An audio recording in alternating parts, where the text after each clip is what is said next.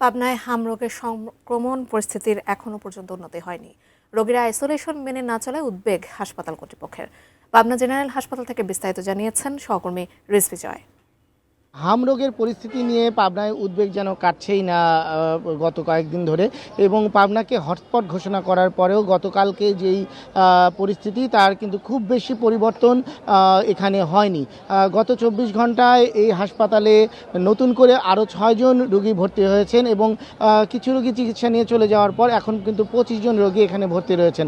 তবে এর মধ্যে অধিকাংশ শিশু, এবং যার মধ্যে একটি বড় অংশ 9 মাসের নিচের বাচ্চা রয়েছেন।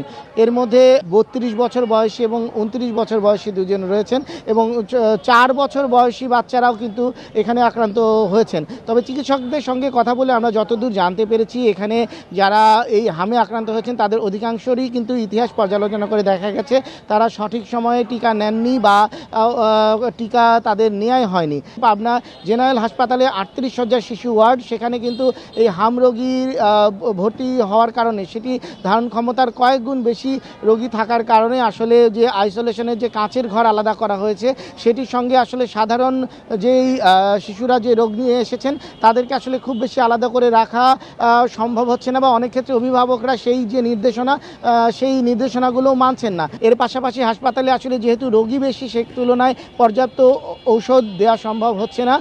তবে সাধারণ যে ওষুধগুলো সেগুলো পাওয়া যাচ্ছে, তবে অতিরিক্ত ঝুঁকিপূর্ণ যে রোগীগুলো তাদের জন্য যে অক্সিজেন সরবরাহ সেটি স্বাভাবিক রয়েছে বলে জানিয়েছে হাসপাতাল কর্তৃপক্ষ। এই ছিল আমার কাছে পাবনায় হামরোগের সর্বশেষ পরিস্থিতি।